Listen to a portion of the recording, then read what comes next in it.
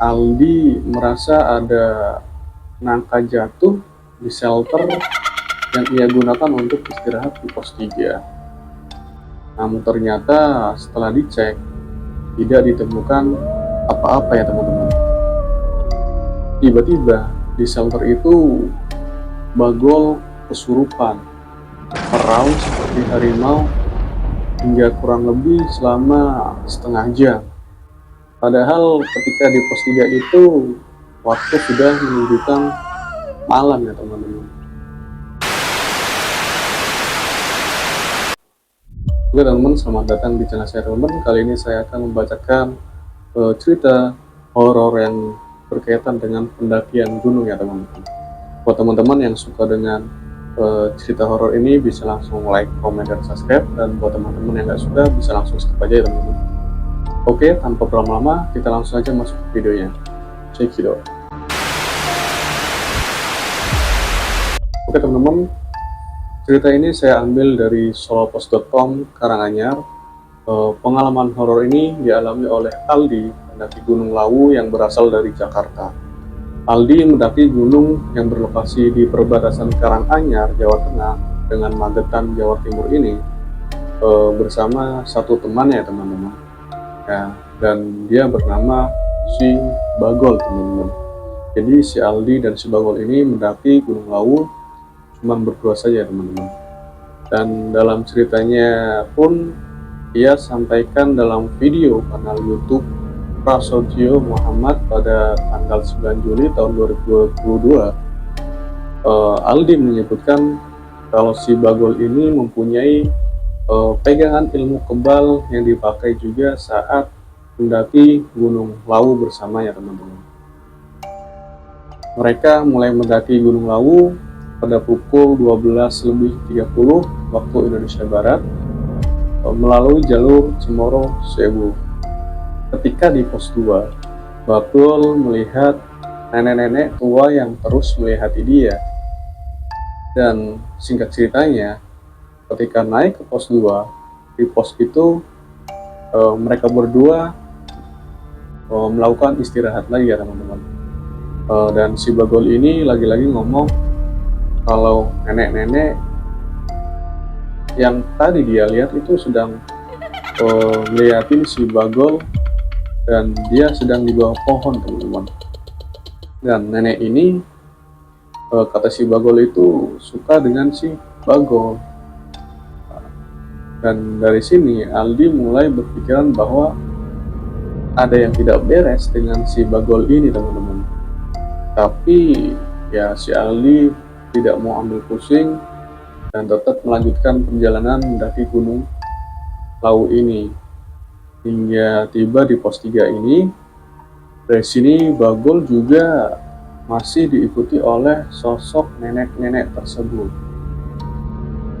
Menurut Bagol sih nenek tersebut marah dengan dia.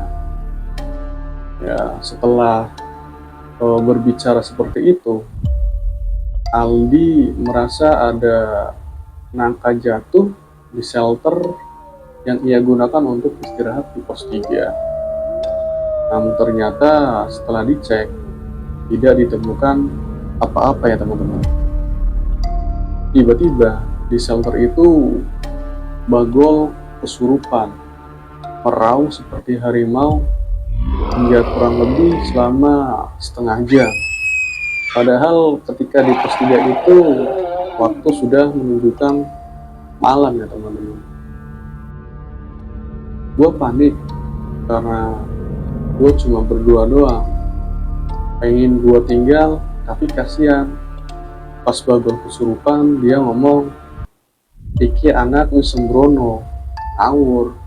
Kalau kita translatein ke bahasa Indonesia itu artinya ini anak sudah kurang ajar, kata si Aldi ya teman-teman. Namun setelah beberapa menit kemudian Bagol pun mulai sadar dan Bagol dan si Aldi ini kembali melanjutkan perjalanan hingga pos 4. Dan setibanya di pos 4 itu si Aldi dan Bagol itu mendirikan tenda ya teman-teman. Keesokan harinya Bagol dan Aldi menuju puncak Gunung Lawu.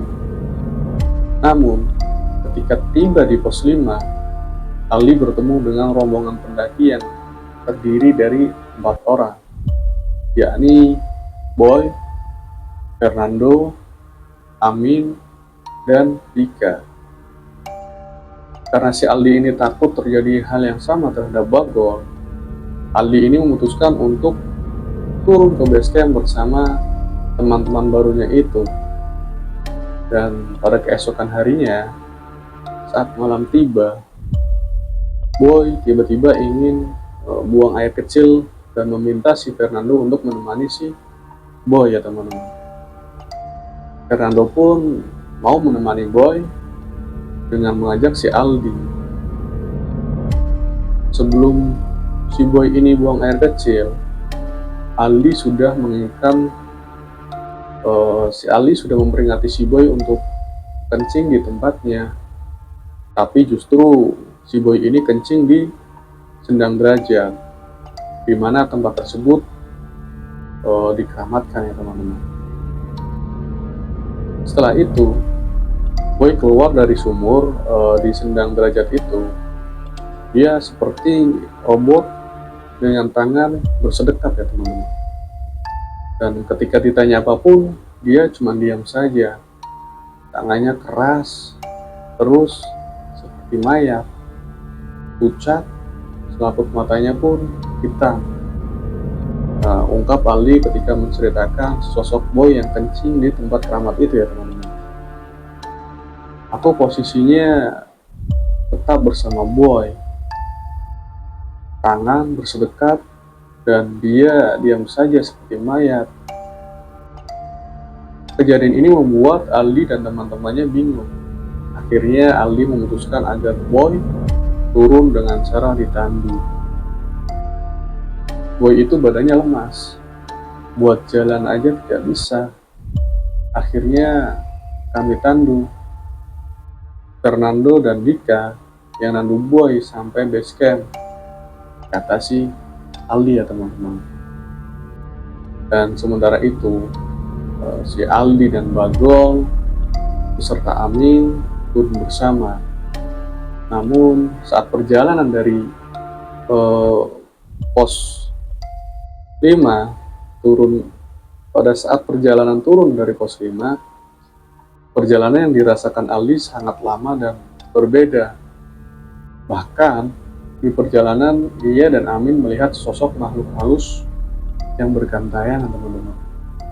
Dia juga melihat kaki Bagol dipegangi oleh 2 anak kecil yang berwujud sangat hitam.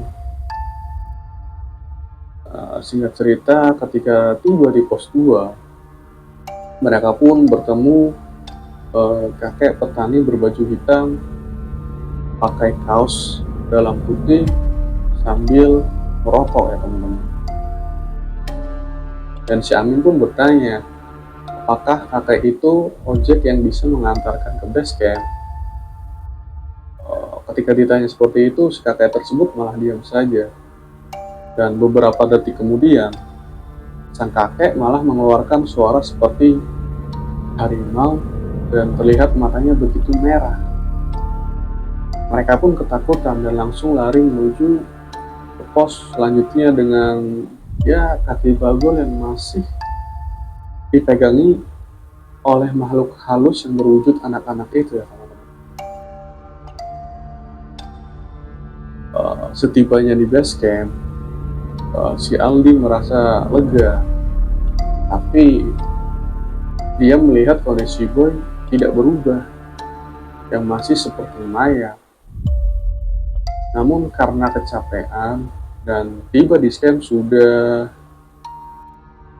larut malam ya teman-teman, Aldi dan teman-temannya ini memutuskan untuk istirahat. Dan pada saat pukul 3 waktu Indonesia Barat, Bagol dan Boy kesurupan lagi teman-teman. Hal ini membuat Aldi dan teman-temannya ketakutan. Dan akhirnya si Aldi ini memberanikan diri untuk meminta bantuan kepada penjaga base camp. Saat mengetahui ada 2 orang yang kesurupan, penjaga base camp yang terdiri dari 2 orang bapak-bapak ini pun terkejut ya teman-teman. Mereka bertanya kepada si Aldi, sebenarnya apa yang Boy dan Bagol lakukan saat mendaki Gunung Lawu.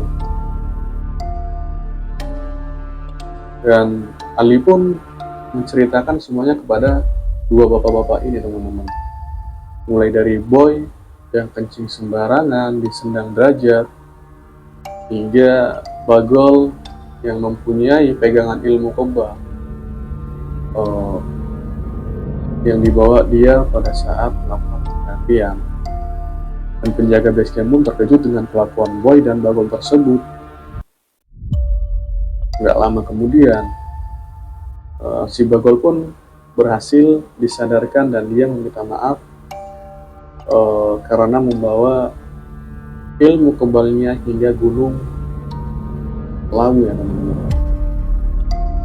Namun kondisi Boy masih tetap sama hingga subuh tiba. Penjaga basecamp pun meminta Aldi dan teman-temannya memandikan Boy dengan cara bergantian gitu ya teman-teman, dan dengan mengucapkan Allahu Akbar. Setelah mereka telah menyiram Boy, gantian penjaga basecamp yang memandikan Boy dengan bacaan-bacaan khusus. Dan akhirnya pun Boy jatuh dan tengkurap, dan beberapa saat kemudian Boy mulai sadar. Setelah sadar, Boy pun mengakui kesalahannya dan dia meminta maaf sembari menangis kepada para penjaga basecamp Gunung Lawu. Hingga sebagai sanksinya, pihak basecamp mencatat nama Boy dan melarangnya untuk mendaki Gunung Lawu di kemudian hari. Mungkin dari cerita ini kita bisa ambil kesimpulan, jika kita mau mendaki gunung atau berkunjung ke alam seperti itu, kita harus bisa jaga attitude, sopan santun, untuk menghindari hal-hal yang tidak kita inginkan ya teman-teman. Karena gimana pun dan dimanapun pasti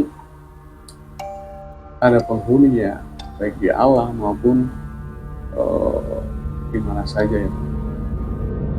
Mungkin cukup dulu cerita horor yang saya bacakan pada kesempatan kali ini. Buat teman-teman yang suka dengan video ini bisa langsung di like, dan buat teman-teman yang suka dengan video ini bisa langsung like, komen, dan subscribe. Saya undur diri, bye.